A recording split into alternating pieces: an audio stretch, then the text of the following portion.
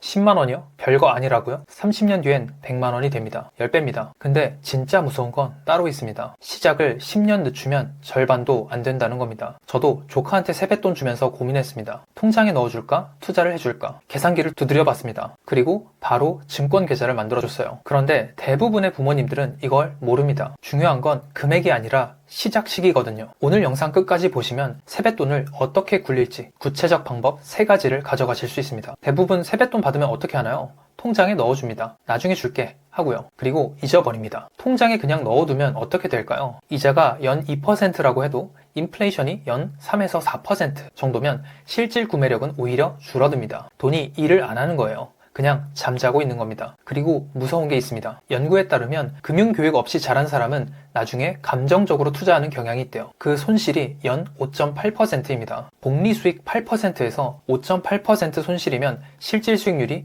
2%밖에 안 남아요. 어릴 때 올바른 습관을 들이면 이 손실을 절반으로 줄일 수 있다고 합니다. 복리라는 개념 아시죠? 이자에 이자가 붙는 겁니다. 그런데 복리의 진짜 무서운 점은 따로 있습니다. 복리가 무서운 이유가 뭐냐면요. 처음엔 더하기처럼 느껴지거든요. 10만원 더하기 8천원은 10만 8천원. 근데 뒤로 갈수록 곱하기가 됩니다. 마지막 10년에서 54만원이 더 붙어요. 앞에 20년 동안 번 것보다 뒤에 10년이 더 큽니다. 이게 J커브예요. 수학적으로도 증명된 사실입니다. 손인과 윗마이어 교수의 2018년 논문에서 이걸 증명했습니다. 10만원을 연 8% 수익률로 투자하면요. 10년 후에 22만원, 20년 후 47만원, 30년 후 100만원, 10년에서 20년 25만원 늘었습니다. 20년에서 30년 53만원이 늘었습니다. 같은 10년인데 후반 10년이 2배 이상 큰 겁니다. 이게 복리의 비선형성입니다. 중요한 건 금액이 아닙니다. 시작 시기입니다. 비욘디와 올라 교수의 2018년 아카이브 논문에 따르면 투자 시작 시기가 10년만 빨라도 최종 자산이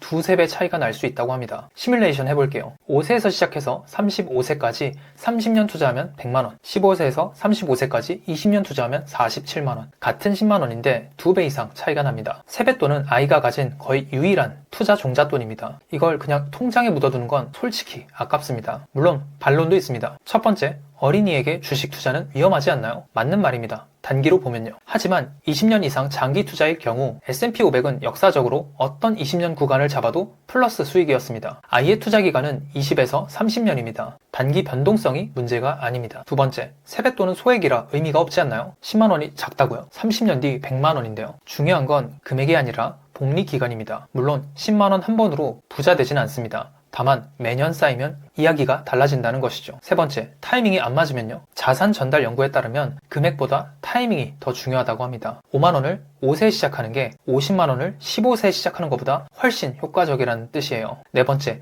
미래 수익률은 보장이 안 되잖아요. 맞습니다. 100% 맞는 말입니다. 과거가 미래를 보장하지 않습니다. 다만 S&P 500의 역사적 연평균 수익률이 11.1%고 저는 보수적으로 8%를 가정했습니다. 이론이 아니라 역사적 데이터입니다. 그러면 구체적으로 어떻게 하면 될까요? 첫 번째, 증권사 미성년자 계좌 개설입니다. 키움, 삼성, 미래에셋 등 대부분의 증권사에서 미성년자 계좌를 만들 수 있습니다. 부모 명의로 관리하면서 아이 이름으로 된 계좌에 투자하는 겁니다. 두 번째, 글로벌 ETF 자동 적립입니다. VOO, SPY 같은 S&P 500 ETF나 QQQ 같은 나스닥 ETF에 매달 자동으로 적립하는 겁니다. 세뱃돈 10만원 받으면 그 달에 바로 ETF 매수, 연말까지 배당 재투자 설정. 세 번째, 아이와 함께 투자 교육입니다. 이게 제일 중요합니다. 실제 잔고를 보여주세요. 이게 너의 돈이야. 지금 돈이 일하고 있어. 금융교육 메타 분석에 따르면 부모가 참여하는 금융교육이 학교 단독 교육보다 1.5에서 2배 효과적이라고 합니다. 초등학교 때 시작하는 게 중고등학교 때보다 효과가 더 크다는 연구도 있습니다. 몇 가지 주의사항 말씀드립니다. 증여세 참고하세요.